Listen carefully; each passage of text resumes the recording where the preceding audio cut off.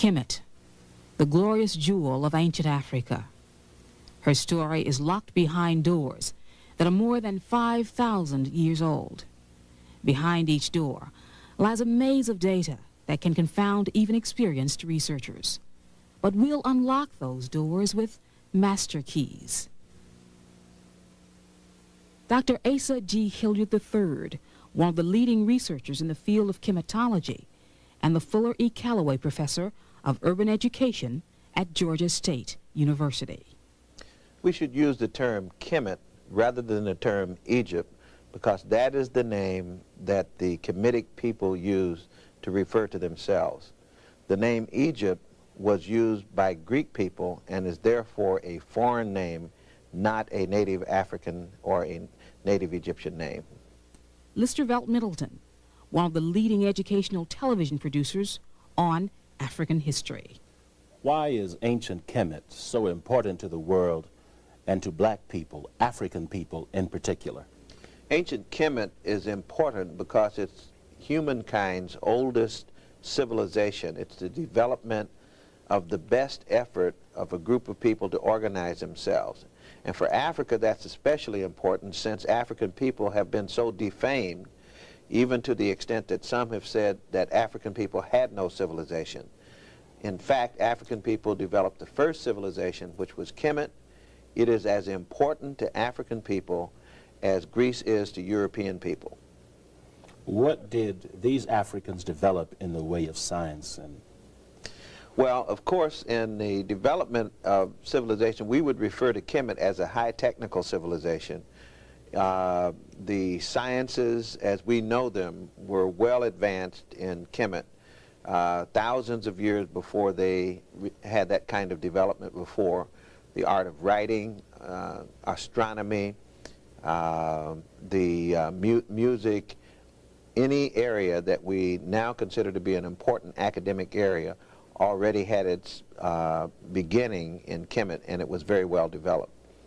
Now, you know, a lot of African Americans watching this will say now, what do the descendants of African slaves in the United States have to do with these ancient Africans in Kemet or Egypt? Well, it's important for any group of people to have a sense of, or to have the ability to answer three questions about themselves. And these questions are Booker T. Washington Coleman, a Washington, D.C. historian's questions that he uses in organizing his educational experiences for children. He says every human being ought to be able to answer the question, who am I? Where in the world am I? How in the world did I get here? Now, most well-developed nations spend millions, maybe billions of dollars answering those questions for themselves. That's why you have Smithsonian Institution for the United States. That's why you have libraries. That's why you have universities that invest in history departments and so forth. African people have almost forgotten, because we haven't had the resources to take care of that part of our existence. It is the knowledge of one's history that gives a strong sense of belonging and identity, which provides the basis for group unity, which provides the basis for political and economic power. Mm-hmm. What is the connection, the genetic connection, the cultural connection between the Africans who are now in the United States and those of ancient Kemet or Egypt? Well, it's fairly clear that the pattern of movement of people on the African continent, and it moves from... we'll go to the map. It moves from beginnings here in the Nile Valley beginnings, okay, where the Nile River actually starts right here, and it will go down here, joined by another Nile, the blue Nile coming from Ethiopia, the white Nile coming from here, joining here and coming this way. So the migration pattern of human beings was down this river into Egypt, and then there were migration patterns over into West Africa, many times, and some of the time the migration actually went from Egypt into across the top of the Sahara and into these parts. And we believe there are people here now who are quite similar, and probably, as was said in the book by Felix Du Bois, Timbuktu the Mysterious, they're probably both the culture and the genetic descendants of the people of Egypt, and they're the Dogon people here in Mali. Let me ask you to go over that again, just to make sure that that we get all of it. Okay, early man begins here in this area somewhere. And we're talking about the cultural connection, the genetic connection. We're talking about the people first, the genetic connection, and then of course they carry their culture down the river. These were black people here. They carried their culture down the river before they went out and populated the rest of the earth. Then, of course, they migrated not only north, but they also migrated from here out into parts of West Africa into the south. They then also migrated from Egypt, which is here, or Kemet, as we should call it, across the Sahara into areas of West Africa. Mali would be a case in point. Okay. Now, some African-American parents will say, our children are maiming each other. Our children are on drugs. And here you are talking about ancient African history. Why is this relevant? How do you respond to that? It's one of the major pieces. It's not the only piece. You can't say that if someone takes a course in chematology that they will stop drugs tomorrow. But you can say that if a group of people has no sense of being a part of the historical world, that is, if we see ourselves as mere spectators, that we just sat on the sidelines as the march of humanity went by, that has an effect on how you live your life. And one way we know this is that we watch what happens when children and adults learn this information about African people. The difference in attitude, the difference in self-esteem, self-concept, self-image, you can almost see those things change before your very eyes. What are you seeing? What have you seen? Well, I get letters from young men in prison who, upon reading some of the works of great African historians and seeing some of the illustrations that we have to offer, who are abruptly shocked, changed, and almost put on a new mission. They almost take up a new purpose. And I have many letters like this, as well as people who are well-educated, maybe even people in universities and colleges who have spent 20 and 30 years in their discipline. But when they learn this information, they talk about having a transformation experience. And they are very explicit about how these things affect them. So, you know, we have abundant examples of how this works, and it would be really wonderful to figure out a way to be able to show that. Okay. Now, master keys to the interpretation of data on Kemet. What is this concept of master keys, and how did you arrive at it? Okay, the idea of a master key is simply that in the face of the fact that there is so much information on ancient Kemet, so much information on Africa for that matter, and it comes to us in bits and pieces, like little episodes. In order to give a sense of order and coherence to it, it's necessary to identify certain key concepts, key principles, guiding ideas that will organize all of this information so that it makes some sense to the person who is trying to comprehend it. It's a study tool. It's a study tool, a guide for the analysis of information, right. Okay. Let's take a look at the first graphic. Kemetic culture was pre-dynastic. Let me go to the timeline for this because it's... Okay. Let us wait a minute for the time, okay. Okay, here we have a time chart that shows this line here which is a line that starts way before 3000 BC, and it comes to a period of time after Christ. And this is the line of culture showing that the way of life of the ancient Kemites remained the same for over 3,000 years. This, of course, is their political control. Now, these are the 4 golden ages of ancient Kemet. But this is the dynastic period that begins here, after which we have these 4 golden ages. When we say pre-dynasty, we mean before Dynasty 1, things were going on back here that are not well documented. Dynasty 1, before Dynasty 1, which was before the founding of Kemet as a nation. In the year? And this would go back as many years we don't know. Some people say another 5,000 years. Some say another 20,000 years. In fact, the Kemetic historian Mir N. Jehudi, or Manito, suggested that you could go back to 25,000 years at the time that Kemet was ruled by the gods, and then finally by these wise people, and then finally it was organized as one nation in Dynasty 1. So, for example, we know that not 3000 BC, but at 4236, or some people say 4241 BC, the calendar that we use now was already in operation in the Nile Valley. 42,36 or 4241 BC. That calendar was already in place. That is an incredible thing to realize the technology, the mathematics, the number of years of observation that it would take to create that calendar. And that shows that the culture is older than the nation, in other words. So Kemetic culture is pre-dynastic.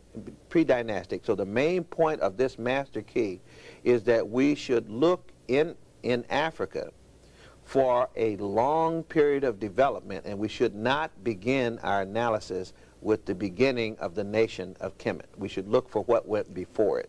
Okay.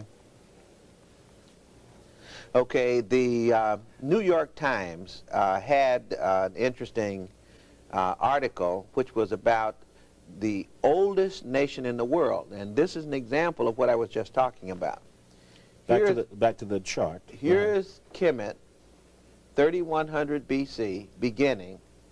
But in the New York Times, they tell us there was another nation that is somewhere around 3500 BC, at least 200, maybe 300 or 400 years older than Kemet.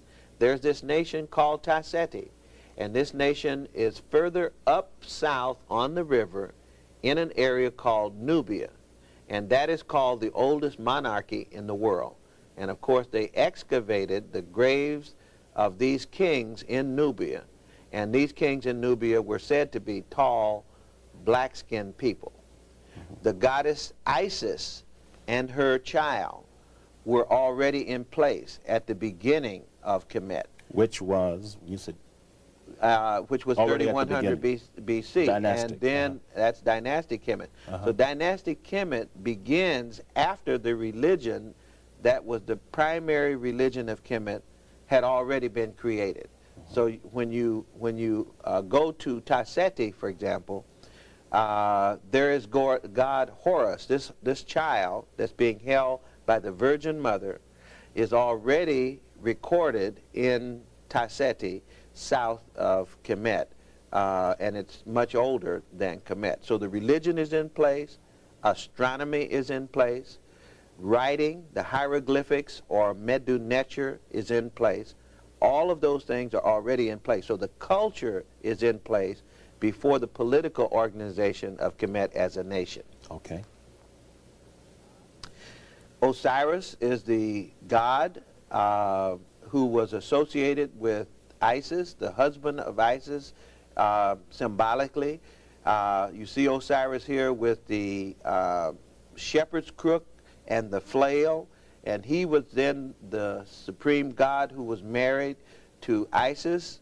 So that becomes the god who is married to a virgin, and they have an offspring, and so we have the first holy family.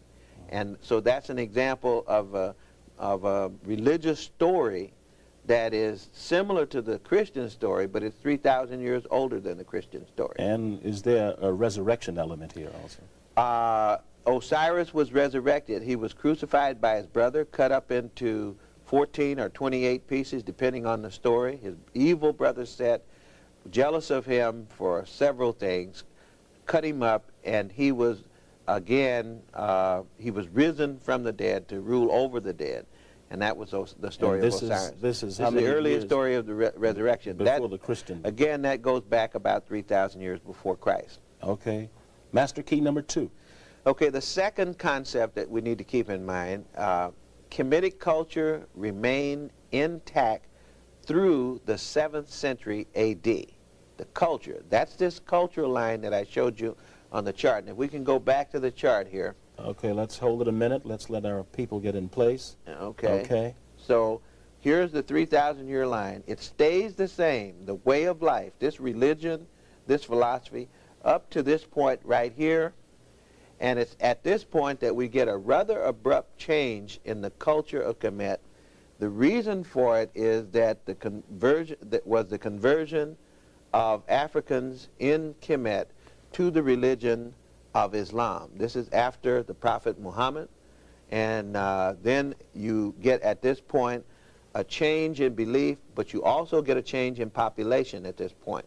You get large numbers of Arabic-speaking people, people with Arabic culture, that come into the Nile Valley and join those that were already there and give to what is now Egypt, rather than Kemet, its essential character, which we see still present in Egypt today.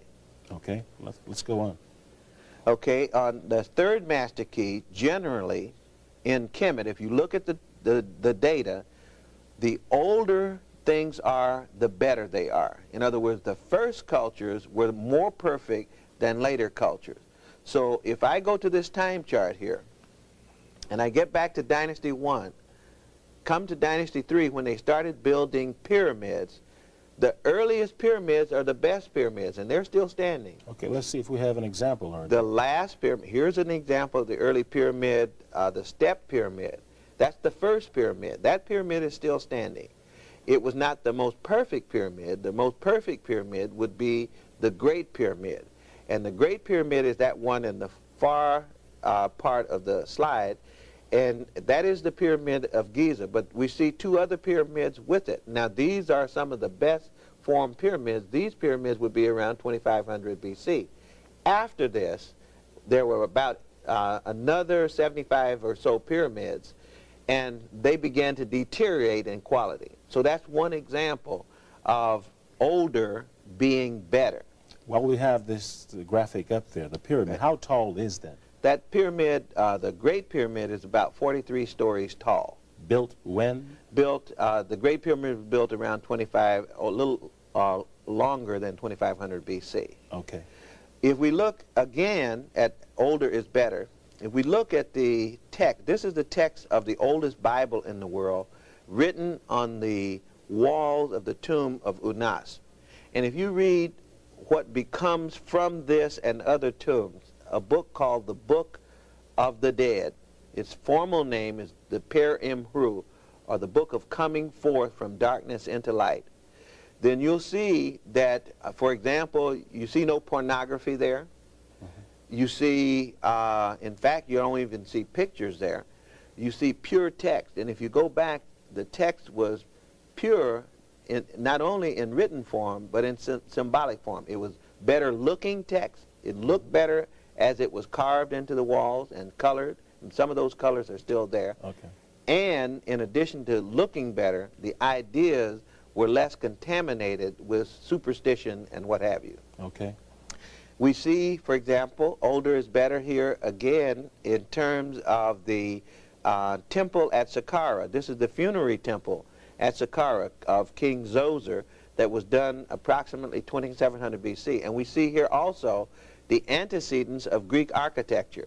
If you see the columns here, these columns dating now from 2700 BC compared to the Parthenon on the Acropolis, which would not appear until around 500 BC. So here we have something more than 2,000 years older than that building that we call the Parthenon in Greece, and it's already present in the architecture. So when we see Kemet. columns, we're seeing African. We're seeing African columns. They're copies of African architecture. Okay. The fourth master key is that you always have to remember when looking at any information from Kemet that their orientation was up south.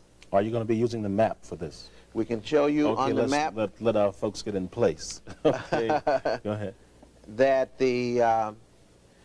this river starts here and goes this way, which means it flows from south to north, so it's going downhill when we go this way. That means it's going uphill to go this way. The ancient Kemites always looked back this way, up river, as the source of their home, their inspiration, and so forth. For example, for them, the word south and face were the same. The word left and east are the same. The word right and west are the same. So their general orientation was to the south with their back to the North Pole. And that was what they used as their main point of orientation. We must keep that in mind. Okay. This would be an example of the Nile River, for example, which is very interesting in Kemet. One of the beauties of this river is that they have winds that blow from the north going south, so that if you want to go north, you just float. If you want to go south, you get help from the wind. Okay. And so that was helpful, because if you floated one way, you wanted to be able to get back. Okay. Okay, the fifth principle or master key, fifth concept, organizing concept, is that the origin of the people and the culture, like the orientation, is also up south. So we look, in order to show this, for a cultural unity between the Kemetic people and the Sudanese people, for example. Now, that great Egyptologist, E. Wallace Budge, used to say that he felt that he understood the Kemetic writing better, and at least the Kemetic religion was understood better by him when he studied the religion of Sudanese people. The further south he went and watched the religion that was being practiced at that time, the better he understood the ancient Kemetic religion.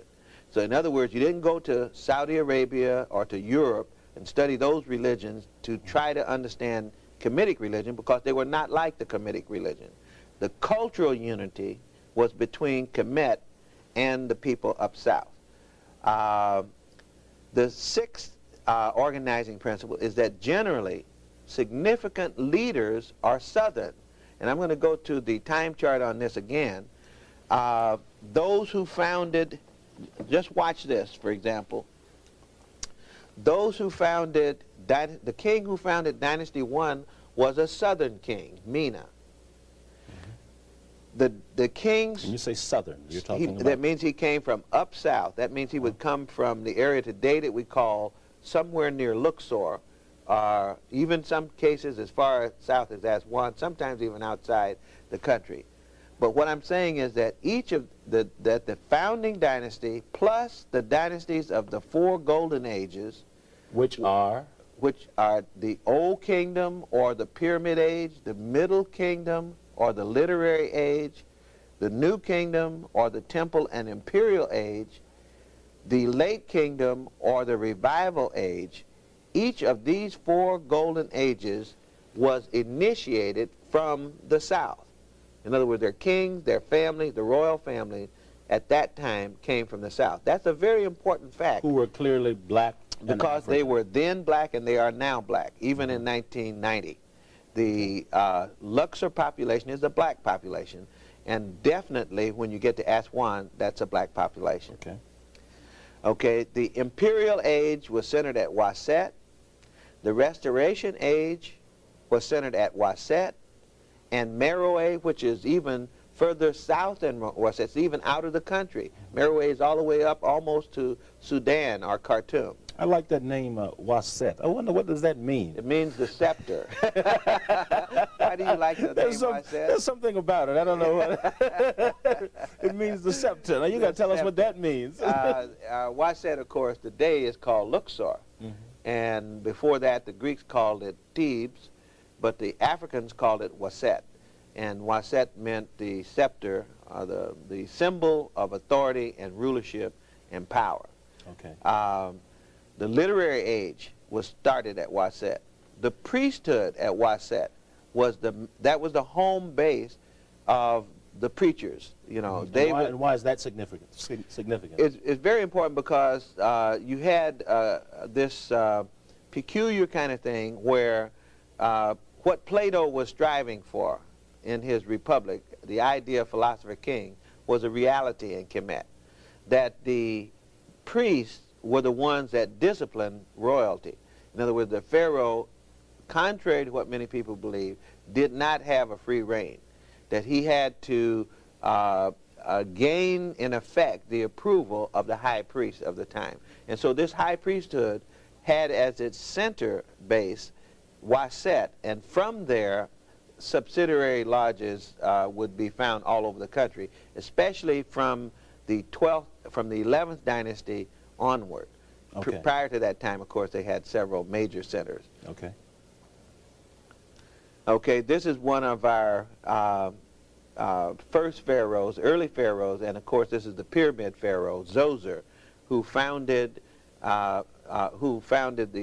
built the step pyramid and whose funerary complex we looked at before that had those so-called Greek columns. We can see clearly here this is an African man. Okay.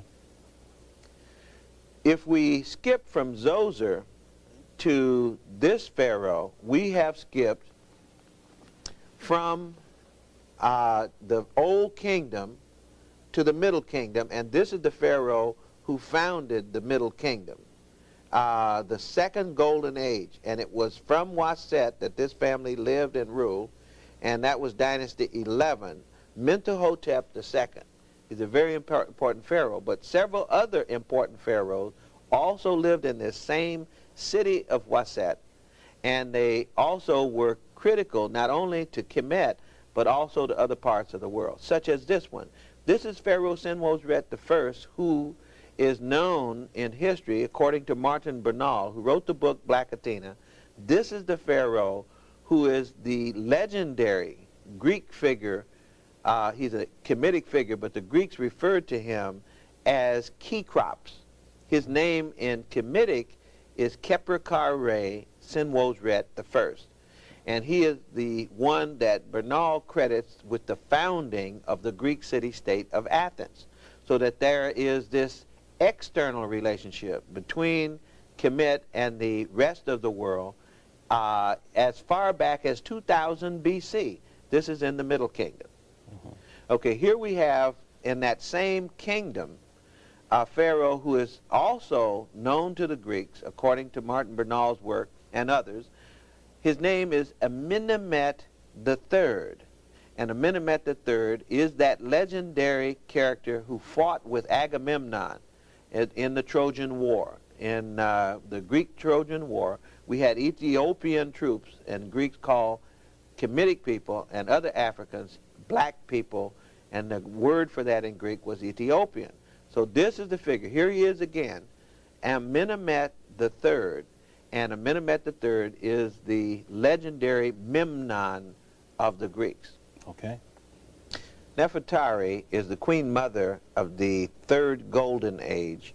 She was married to Pharaoh Ams, or she's sometimes referred to as Ahmose Nefertari. You can see that she's clearly black, but she's also a part of that Waset family, this up-south family, showing again the southern origin of leadership. And so here you have this key dynasty, the 18th, which is sometimes called the Grand Golden Age, the biggest of all the four golden ages, the age of imperial expansion, the age of architectural expansion, and so forth. So she would be one of the major figures illustrating this point about the up-south nature of the leadership. Okay, here we have Pharaoh Amenhotep III with his wife, Queen T. This is the mother and father of Pharaoh Akhenaten, who was married to Nefertiti. Most of the people who know Kemet, they know about Nefertiti, but they should really know about Nefertiti's in-laws, because they were really important people, especially the wife. The wife is Queen T, and Queen T is the woman who literally ruled Kemet along with her husband, co-regent with her husband. There are letters from Asian kings in cuneiform where, when they got into some difficulty, this is the woman they asked for help. They didn't write to her husband, they wrote to her, so that you could say that she was a co-regent with her husband, and therefore became very important. And this is the mother of? That's the mother of Pharaoh Akhenaten, and some people also say the mother of King Tut, and the mother-in-law of Nefertiti. Okay. Again, these are Waset families. These are up-south families. Here's another up-south priestess, Anut Tawi, who is a priestess of ancient Kemet, but again, she's up south. So if you notice that the center of power at this time is in the middle of the country, or in the part of the country least infiltrated by outside influences, less mixed racially, less mixed culturally. And that would be examples of what we've been talking about. People are so used to seeing white Egyptians. Right. One must ask, where do these people come from? Right. Well, see, those people have been there all the time. They're just not in the books. The books that show pictures of white Egyptians normally show pictures of the Egyptians, not the Kemites, and that means they're showing pictures of people who were ruling or who were in Egypt during the Greek and Roman times and after that. And so it's always important to date the picture and to know whether you're talking about royalty or not. Okay. There's virtually all creativities are indigenous, and the invasions are destructive. The Greco-Romans were imitated. So if I go back to the chart here, and let's take a look. Golden Age number 1, Golden Age number 2, invasion. This is the first invasion. This was a destructive invasion from Asia. They are not given the credit with building temples, with building pyramids, with building religion. They were very destructive. And then there is a return in Dynasty 18 and 19, which is the third Golden Age, and the Greco-Romans don't actually get to Kemet and begin to impose their name Greece and their culture and their political control until here. You see, the Greeks come in 332 BC, which is after all 4 Golden Ages, but they didn't destroy. They're the exception to the invasion being destructive. What they did was imitate. Now, the Romans that come in after the Greeks, beginning about 30 years before Christ, they're the ones that began to destroy again. And particularly, they destroyed the educational and religious institutions to the extent that they were able to do that over the course of 200 to 300 years. Now, at that 332 BC, is that basically when you see the white? Right. This is when you'll see large numbers of white. Well, you also see it here with the Persians in 525 BC.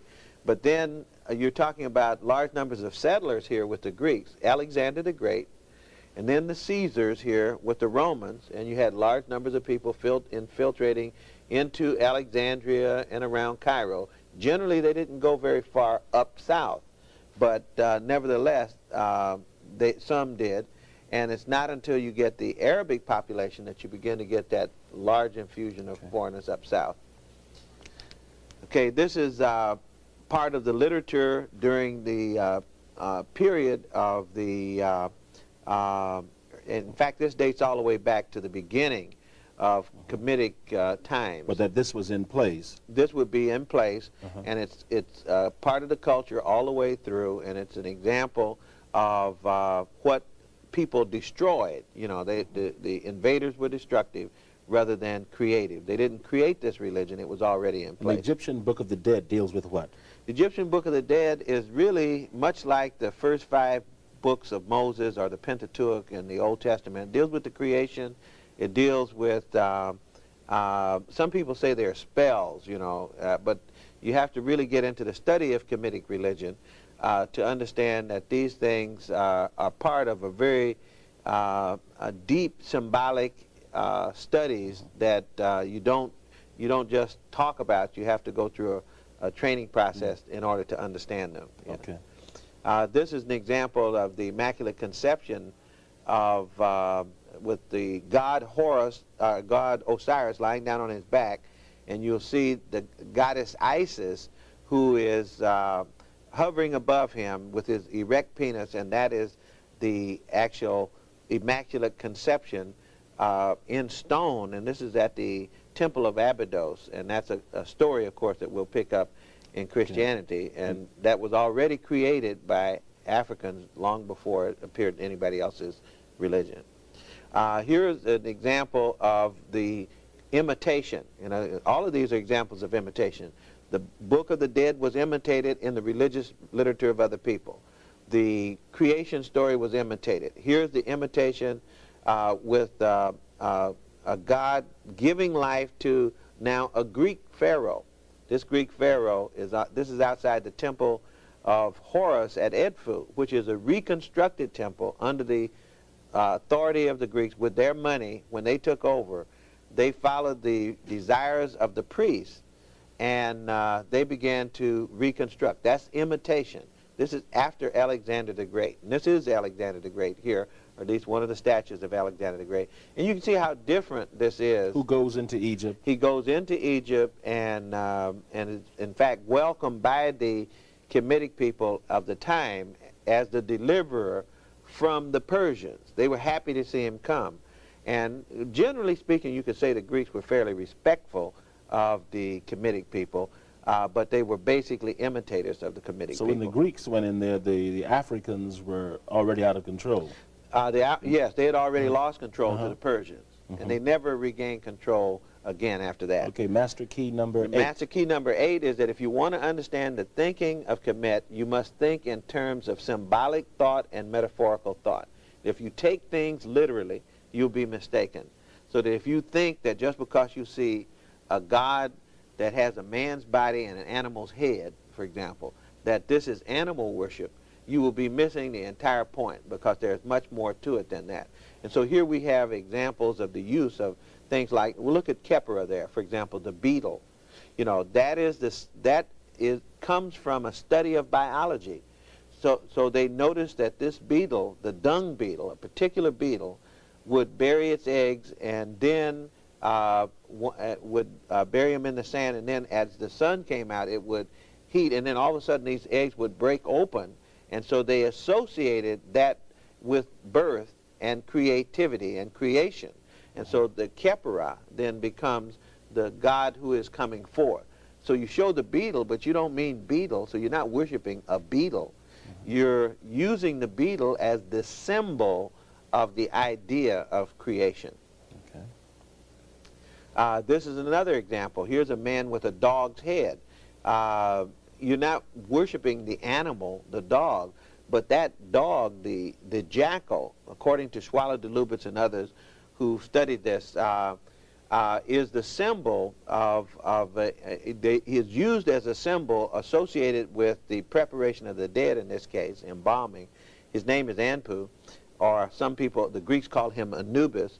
That dog is the symbol, is used as a symbol because he can dig up dead meat and eat it before it putrefies and is of no value, so that he makes fine distinctions. He can discriminate between what is life-giving and which is life-taking. And so they say, well, why not use him as a symbol for judgment, for making fine judgment? So you see him here, but you will also see him at handling the scales of justice, where the heart of the deceased is weighed against the feather of truth. So that is a symbolic thought, not to be taken literally. But most people who try to study Kemetic religion tend to try to take it literally, and they will make a mistake every time. So aren't Christians sometimes referred to as sheep?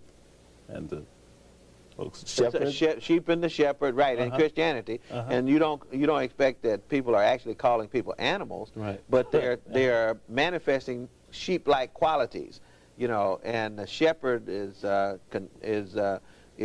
acting in relationship to people the way the shepherd acts in relationship to sheep. Okay. Okay, the last, not the last, but the ninth master key. Science generated religion, philosophy, and general culture. In other words, it's really important in looking at ancient Kemet to know that the basis of the culture was totally scientific. In other words, painful observations, tireless observations over literally thousands of years produced insights into how nature works. And it's nature's pattern that reflects a divine will, according to the Kemites.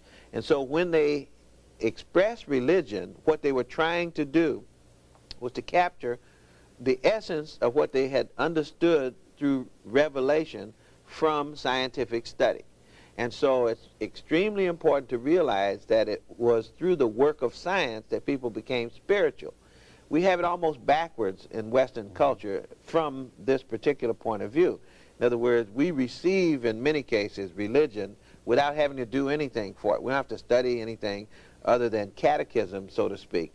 But with the exception of a very few religions, few seem to have an idea that study of the natural world is, in fact, also associated with study of the spiritual world, and that one depends upon the other, or both depend upon each other, if you would put it that way. So that's a very important point. Okay, master key number 10. Number 10 is that the Kemetic people, I mention this because so often you hear interpretations of Kemetic religion as being a polytheistic religion, and without getting polytheistic meaning the belief in many gods as opposed to the belief in one great God. And again, you can believe whatever you want to believe, but just to be historically accurate, the Kemites were always monotheistic, never polytheistic. And because people don't understand master key number 9, symbolic thought, they misinterpret this principle.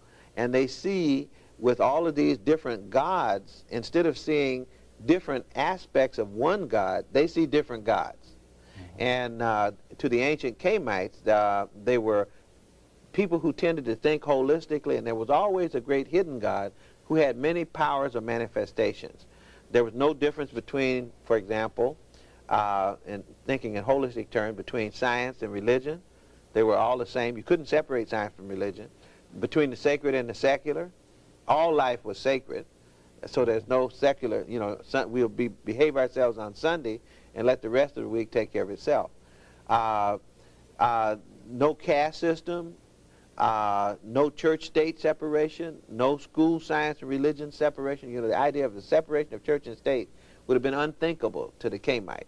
So that they thought holistically, and at the center of that holism was a spiritual base, because their whole purpose of the society was to seek the divine. Okay. Okay. Another master key or principle is to be aware of chronological order, especially the golden ages, and compare the golden ages to the period. Let me go to this chart here, because we've talked about this before. Okay, wait a minute. If we look at this is chronological order: 3000, 2000, 1000, birth of Christ, 1000 after Christ, and 2000 after Christ. Well, if we look at the golden ages of Kemet, first golden age, and compare it to the period, you know, we look at the pictures of the pharaohs who were here, and we compare it to the absence of data here. For example, there's very little data about this intermediate period. Although it wasn't a foreign invasion, it was an internal upheaval. This is a period of disorder, so you have very little to point to. You don't have great pyramids of this time, the 7th through the 10th. Great temples, the 7th through the 10th dynasty. But when you go to the 11th and 12th dynasty, suddenly you have this explosion of literature and culture again. Then you get this invasion, and that's where you don't have any. Try to go to a museum and get something from the 13th, 14th, or 15th dynasty. You can't find it. Then ask yourself, in the dynasties where you have the data, who were the pharaohs and the queens? That's what I've been showing you. Same thing here. Suddenly the 18th and 19th dynasty are the grand dynasties. Ramesses II, Nefertiti, Tutmosis, all of those. Look at who's ruling, and then here's the period. You know, this is the second intermediate period of an invasion. This is another period, the period being the gap between the golden ages. And you could also call this a period too, a kind of a late period, which is after the 25th dynasty, which was a native black African-led dynasty. And this is a period, and then you know that if you look for the people here, you'll see Alexander, you'll see Persians, and you'll see so-and-so. But the high-tech, high-developed periods are always the native periods. And so it's very important to keep the chronological order. Otherwise, you will have people who will confuse what was happening in Greece with what was happening during the Pyramid Age. And you'll have people saying that Africans got help building the pyramid. And there was nobody, no major group of people, no large group of people, even in Africa at the time of the pyramid, other than African people. That's why you have to have the chronological order straight. This is the remainder of number... Okay, and the rest of that, note that the Greco-Roman period comes at the end of Kemet. Cultural Kemet is still in operation. In other words, during the time of the Greeks, the Kemetic people were still operating their culture. The Greeks didn't change that. Although the Greek culture changed. You know, Greek culture changed because they came to Africa and copied African people. Also note that this period, being the most recent, is the source of most of the material in museums. So this will confuse you. If you go to museums, you'll see many busts of Greek people dressed up like Africans, Roman people dressed up like Africans. They're mummifying their bodies. They're burying their bodies in these caskets that are copied on the style of the Greeks. They have their pictures inscribed on the wall. And so there's so much of this material from 300 BC and so little of the material that survives from 2700 BC that unless you're careful, you would think that the Greek period was the typical period. It is not the typical period, it's the exceptional period. Okay, let us go on. Right, so this then sums it up as the dynastic chart. Then we can see where the Greeks and Romans fall in this, and you can see that they fall clearly toward literally after all the developmental periods are over. There is literally no Kemetic cultural development after the 25th dynasty. Okay. After that, it's all imitation or destruction. Okay, master key number 12. Master key number 12 is that in order to get a real picture of who the people were, you need to get as many pictures of a king, queen, as possible. More than one picture. Like with Nefertiti, we only usually see one picture. If we see two pictures of her, you will see that the one picture has to be in error. Okay. So that you always get as many pictures as possible so that you can sit them side by side, and that will give you an answer to the question of whether these were black or white people. Okay. So if you look here, this would be a picture of Amenhotep II, the second, the grandfather of King Tutankhamun. The next slide will show Amenhotep the third, the father of Akhenaten and King Tut. And so if you show this as a family sequence, then you begin to get a sense of what the racial makeup is. This would be Amenhotep III and his wife T, which we showed before. The next would be their son, Akhenaten. So you can see if we put them together now, then the son looks like the parents. If you see this picture of Akhenaten by himself, many people can't explain him except as a departure from the norm, as they've said. So if we look at the next slide, we'll see... because they're looking at pictures that are outside the family. Right, because they're looking at pictures outside the family. So they say he looks abnormal for a white person. That's right. And that's true. But he wasn't a white person. Right. Master key number 13. Okay, the last master key is that Egyptology, and notice I refer to myself as a chematologist. I'm a student of ancient Kemet. Egyptology takes the name that the Greeks used, Egypt, for the name of the academic discipline. So that must mean they're studying the period after the natives, apart from the natives. They really don't think that they are, but I'm very insistent on this terminology. Egyptology, which comes largely after Napoleon, is mainly the product of European scholars that emerged during the slavery and colonization period. That point cannot be overemphasized, the meaning of that. For example, if Africans are precluded from doing the research, from digging up, evaluating, publishing, disseminating information, and if the people who have ulterior motives, designs on the African continent, are the ones who are writing the history of the African continent, doing the research on the African continent, you have bias almost on its face. But we don't even have to look at bias on its face. We can look at Martin Bernal's excellent work in Black Athena, and we can look at, in particular, at the chapter that he does on the racism in the science of Egyptology, to show that the Egyptology work was influenced by the fact that these nations that were doing Egyptology were stealing bodies and stealing lands from African people. So we can never forget that the academic discipline is colored by its time. Okay. Now, there are 11 ways. I've been saying, I've been emphasizing, and that's part of the purpose of this whole program, is to reclaim for Africa and for African people the Kemetic civilization.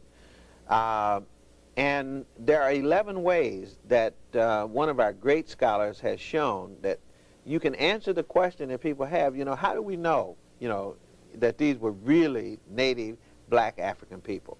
So I call this 11 categories of converging evidence showing that ancient Kemet was native black African. This is very important because you can't just say that they were black. You have to know what is the evidence for it. And so that's our purpose now. And it falls into these 11 categories. Now I'll run through them briefly. Evidence from physical anthropology. This is Cheikh Anta Diop's first point, that if you measure the skulls from graveyards before the nation of Kemet, and that population didn't change after Kemet got started, that the skulls in terms of their length, width, face, nasal length, cephalic index, and so forth, that what you find is that those were black people. In other words, that's, some people would argue that they were a mixed group, but then you would have to, if you use that criteria, those criteria, then you would have to say that most African Americans are not black people. But in other words, because there will be a range of skull shapes, a range, maybe if you could see the skin color, which you can't, there would be a range of skin color, changes in facial angle and things like that. So there would not be what they call the true Negro, whatever that's supposed to be. Right. But Cheikh Anta Diop went through that evidence quite well, and it's reported in his article, The Origin of the Ancient Egyptians, and that's a very important article for people to get. It's found in the book Great African Thinkers in the Journal of African Civilization. The second point is that if you look at the Kemetic images, and that's what I've been showing, the painting of Nefertari, the painting of the carving of Amenhotep, the carving of Amenemhet, the carving of Zoser, pre-dynastic and early dynastic, when you look at the natives, if they're clear, according to Cheikh Anta Diop, they are always black. And I think I showed that by picking the golden ages and sticking with them. Okay. The third way that we know is that you can actually find mummies and test the mummies for the amount of melanin content in the skin of the mummy. And Cheikh Anta Diop created the melanin test, did that test, and found that the mummies that he was able to test were in fact black people. And here's an example of Tutmosis I. Here's the example of... There's another one. Yes, here's the example. This is Tutmosis IV.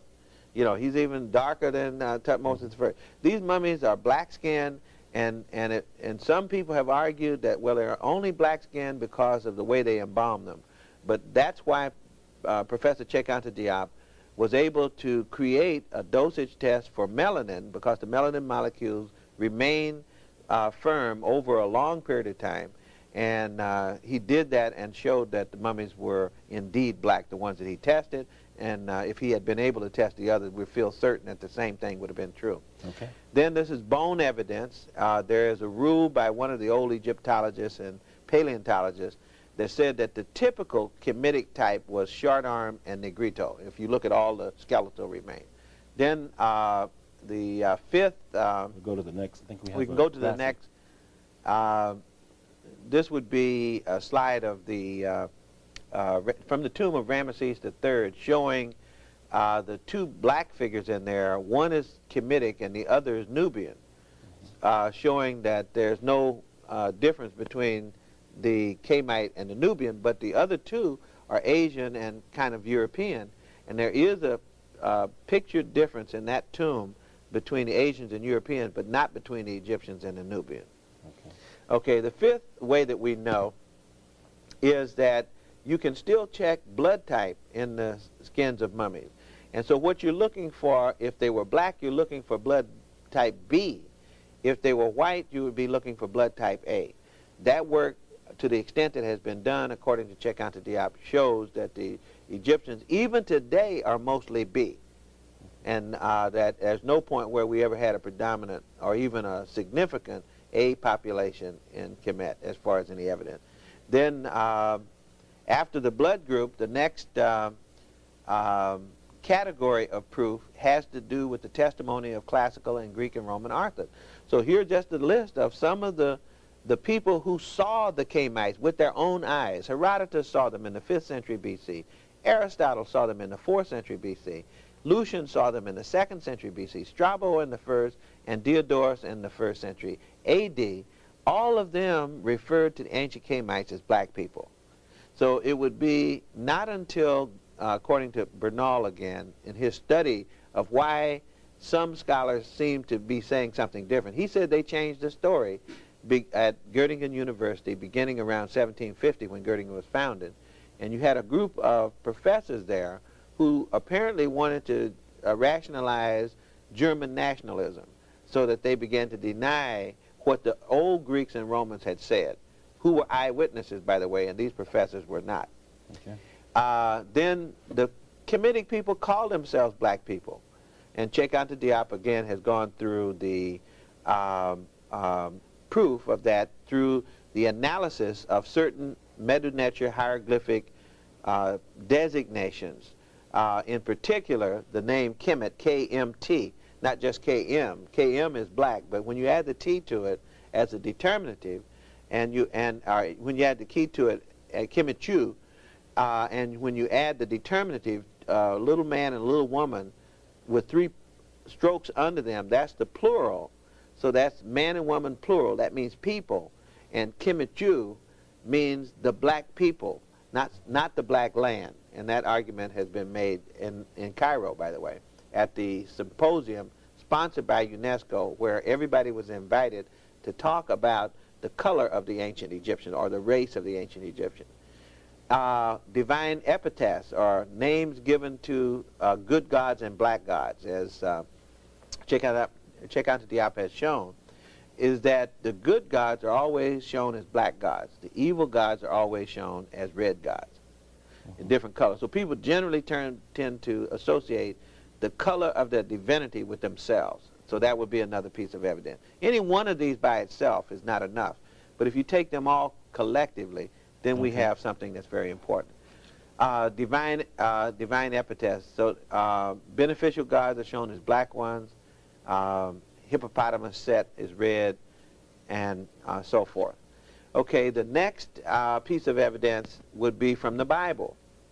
Biblical evidence says that Kemetic people were black people, because according to the interpretation, Ham is the father of the black race, and Shem is the father of the mixed race, and Japhet is the father of the white race. And Ham's children then would be the black children, and that would be Cush, which is Ethiopia, Phut, which is Somaliland, Mizraim, which is Kemet, and Canaan, which is present-day Palestine. So all of those were black lands, according to your reading of the Bible. So that would be another piece of evidence.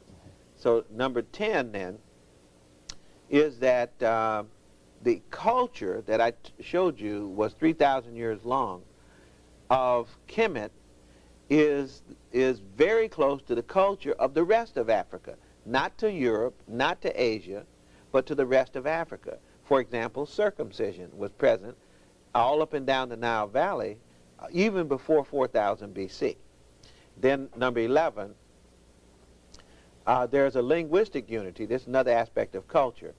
The language of ancient Kemet is closely tied to the language of the rest of Africa, especially to the languages in West Africa. And Cheikh Diop was able to show that kinship between this and his own language.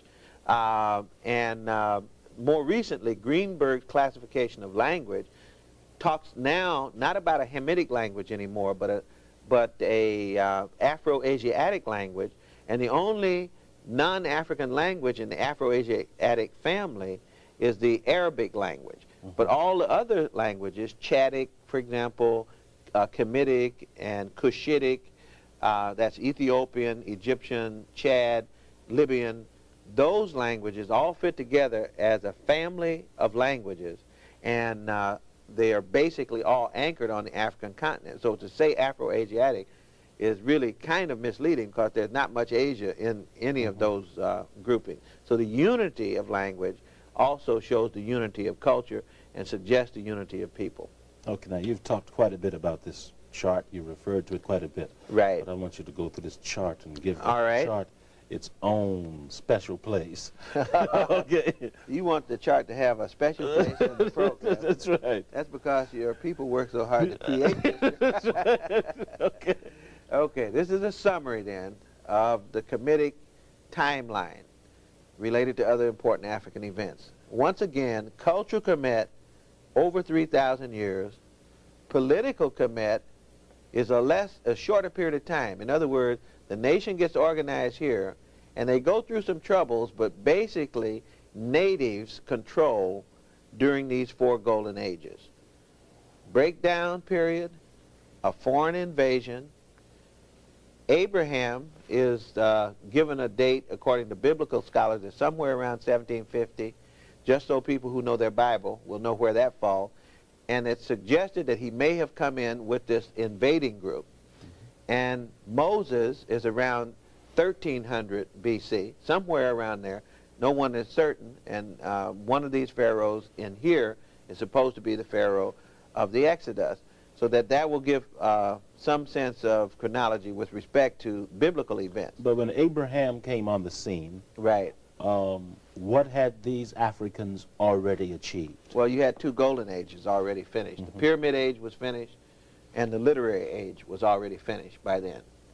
The Bible was in place, the pyramids were in place, astronomy was in place, language was in place, writing was in place, etc. The Africans there, they already well believed on in their resurrection. Way. Already believed in one God, and they already believed in resurrection. Right. Okay. Yeah. Okay. The Persians then come in here, and this is the death blow to ancient Kemet's governance, not to its culture. See, the culture still lasts. That's this line here.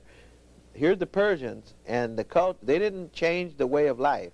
The Greeks come in, they didn't change the way of life. The Romans came in and tried to change it, but didn't change it substantially, even though they destroyed temples and schools and churches.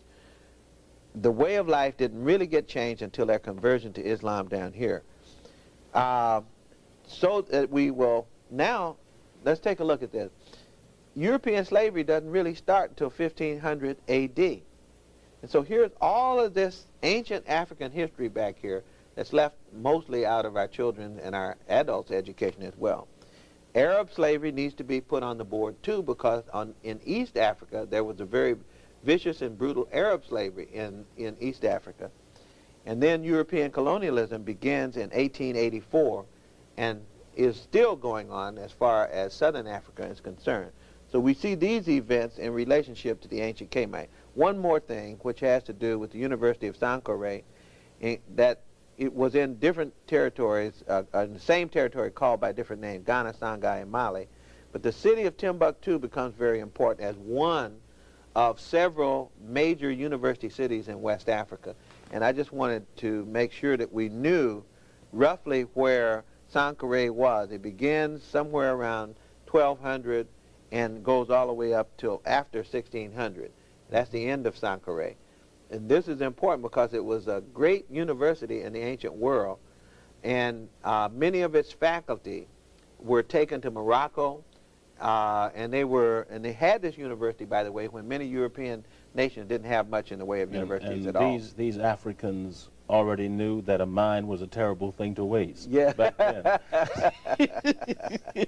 I wonder if they made any money. Now, obviously, the reason that you research all of this is not just so that African people can feel good about ourselves. What is the ultimate objective? Well, the ultimate objective is to force a truthful rendition of the human experience. That, in other words, we must know what the truth is about humanity so that we can know what the truth is about ourselves, so that we can be not just feeling good about ourselves, but that we can become whole people. And you can't be a part of the human family unless you are a creative part of the human family, and therefore you must claim your own creativity. Don't claim any more than you created, but you must claim your own creativity. Is there some value to the process of studying ancient African history? It's a very liberating process. The process of studying ancient African history is one that will take you into many waters. For example, it will take you into the waters of the defamation of African people. You will begin to see the calculated way that some people have tried to destroy African memory and African culture. And it's very important for us to understand that these things have not happened by accident. It's important so that we will recognize when defamation occurs, that it is occurring, and that we will understand the motivations of those who do that, and that we will know who the people are who do those things and how they do it. And that's the only way that we can defend ourselves against these kinds of things. Do you think we understand how much effort has been put forth to keep this information about ancient Egypt and Nile Valley civilization out of the hands and minds of African people? Do you think we understand? No, I don't think we have any idea of the mechanisms or the intensity of the effort, how long it's been going on, and the fact that it's still going on. In other words, for example, most of the pictures that I've shown in this slide presentation so far are pictures that most people have never seen before. Not because they weren't there, but the decision was made to use other pictures. The decision to use Nefertiti rather than T is a decision that you have to evaluate in terms of its meaning for Egyptian history or Kemetic history. For example, Queen T was more important than Nefertiti.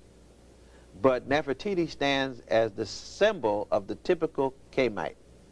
And that has to do with the, I think, the ulterior motives of people who do the research. Now, how has the writing of history by European writers, historians, helped to promote what some have called the Europeanization of human consciousness?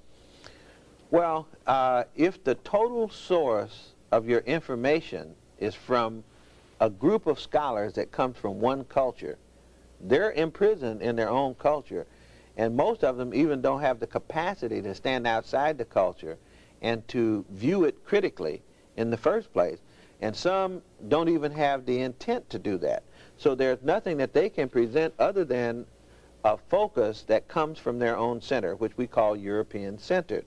And if I, as a person who studies, do so uncritically, or if I don't participate in the production of scholarship, raising the kinds of questions and priorities that I need to know about as an African person, a person of African descent, from an African-centered perspective, then there's nothing left for me but a European-centered information base, which will produce in my head a European way of viewing the world. even though I'm a person of African descent. Let's break it down. How does European consciousness manifest itself in our lives? A couple of examples.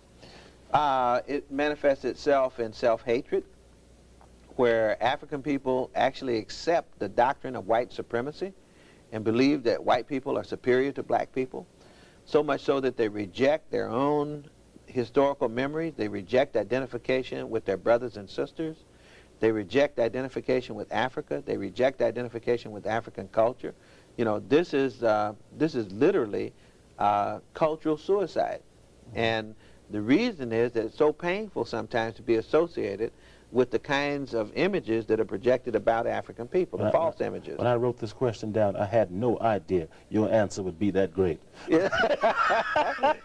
I didn't know it was that great. Do you think we realize the extent to which we are controlled by European thinking? No.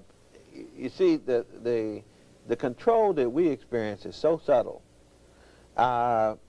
It seems natural if a professor has a PhD, is in a prestigious university, and teaches the classics, and I'm a student at that university, and I take this course in the classic. He must know what he's talking about. He has a PhD. This great university. It's been here for a long time.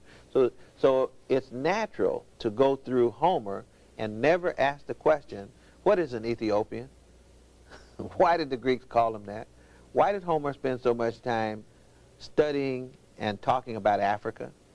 Why was the relationship between Africans and Greeks so good?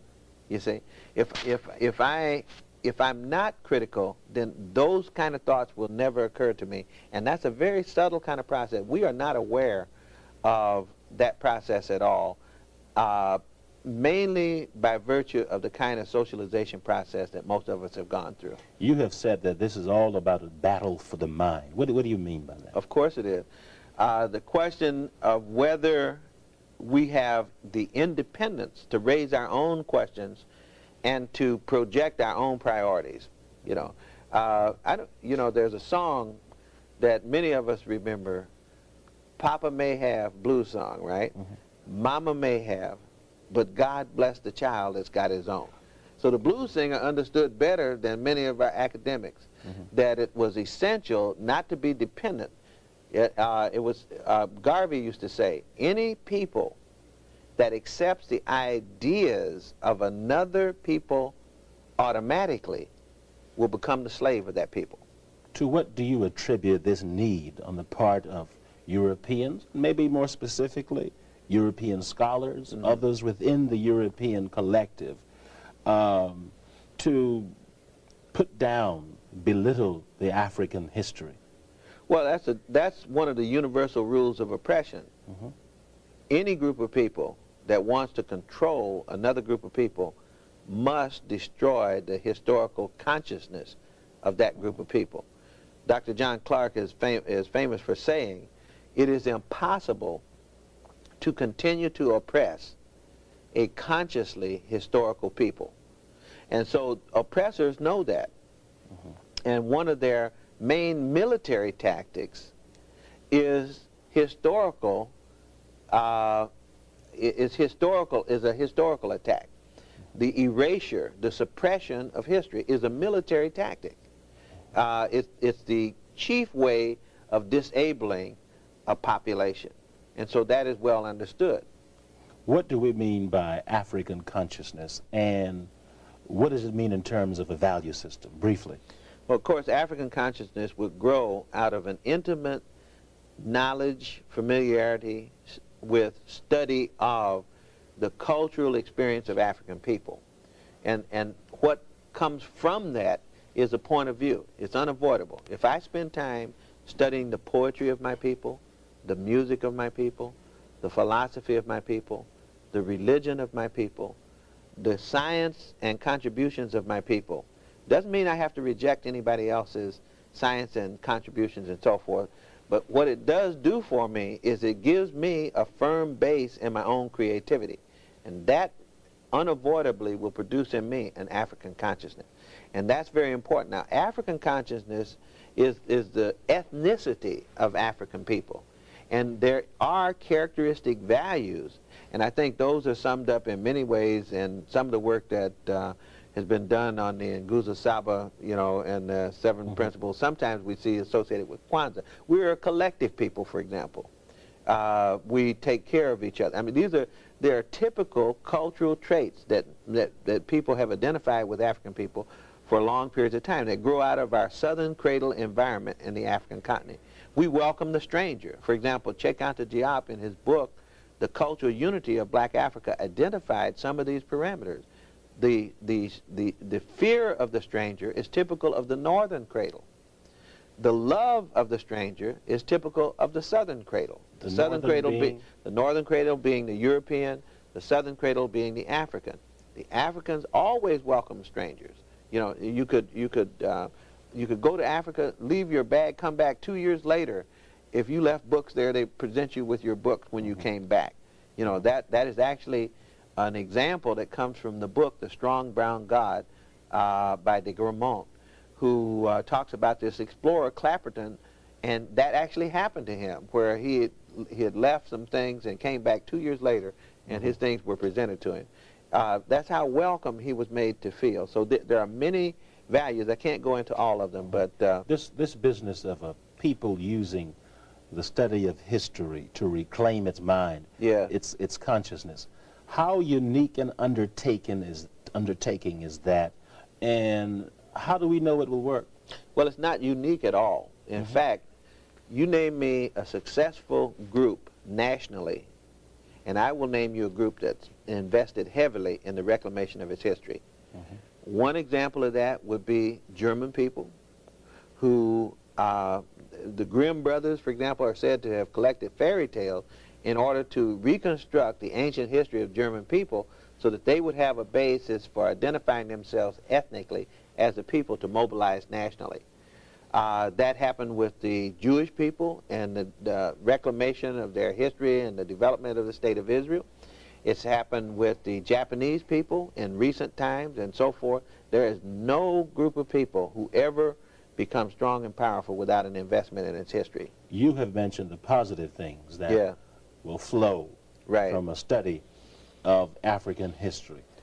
But are there some negative things that can flow from it? There are some negative things that can flow. For example, if we allow ourselves to glorify at the expense of truth, you know, in other words, we're so hungry for an appropriate positive identity that we begin to give false meaning or false interpretation to the facts of our experience. So, for example, that we would skip over the negatives in our experience. And see, everything isn't positive about Africa. Some things are positive, some things are negative. Say that again. Everything isn't positive about Africa. Nothing is positive totally about any group of people. We have our pluses and we have our minuses like all other people. If I'm blinded by the search for glorification so that I can't honestly appraise what my true experience has been, I will be misguided in the use of history, even though it may feel good.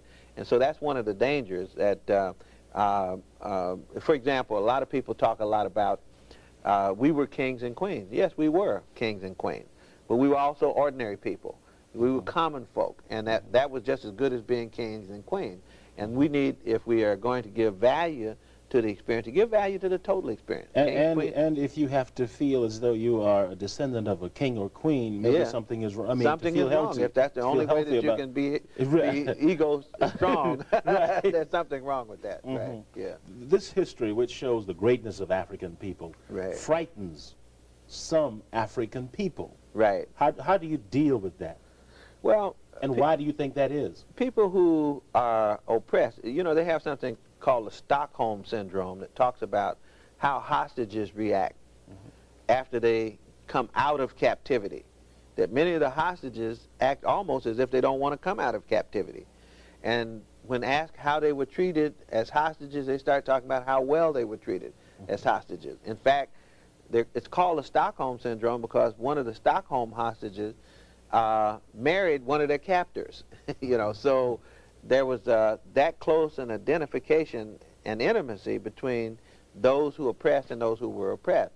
So that is very typical oppressed behavior, to lose track of one's moorings and to glom on, so to speak. So that example says what about the African American experience and the relationship? That many of us may have become too comfortable with a dependency relationship, and that independence is frightening. You know, that taking on the responsibility associated with making your own choice, that you not only make your choice, but you have to live with the choice that you make. It's sometimes much easier to have someone else take care of you. So what have you found to be the best way of sharing this information with people who are just now coming into this information? Well, I only know one way to go, and that's straight ahead. And I found that it's straight ahead. It doesn't hurt anyone. You know, I don't mince words. I don't hold anything back. I talk to the children just like I talk to the adults. And I found that people are amazingly strong and able to pick up the conversation if it's presented to them. I don't think you have to sugarcoat it. But there are preachers, as you know, there are preachers, let's just mention preachers for a second, who know that many Africans believed in the resurrection. Right. But at the same time, and they know but many times they don't want to let their members know this. Yeah. How do you? Yeah. Well, see, you have to ask the question how much they know. See, they may know the conclusion, but they may not feel comfortable with the information that supports the conclusion. So when they start telling this story to the congregation, they get lost, not being able to support the kind of thing. See, I've worked with a lot of preachers who have taken this information and have begun to educate their congregation. I mean, this is one of the most remarkable things that I've seen in the last 10 years, is the openness of both congregations. For example, I was in Florida, and there's one minister there, Reverend Carter, who had sat on the front row himself and had his congregation go through a 2-day workshop on this ancient African history and other things, and told them if they didn't come, they were sinners. All right. By the way, some of my best friends are ministers. Oh, I thought you were going to say sinners. No. We got less than 2 minutes. Yeah, okay. What are some of the things, briefly, that we need to watch out for where the study of Egyptian Kemetic history is concerned? Well, you quickly, know, right now and in the years ahead. You know, one of the main things is that as people begin to jump on the bandwagon, so to speak, we need to watch out for those who would use this thrust for their own personal ends rather than as a search for truth. Because you find a lot of people who find they can make money, you know, doing things with respect to Egyptian history. And I don't have any problem with people making money, but if we betray the essence of the thrust by making materialism the reason for doing the study of ancient Kemet, that's the thing probably that worries me more than anything else. Okay. Thank you very much. It's a pleasure. Always.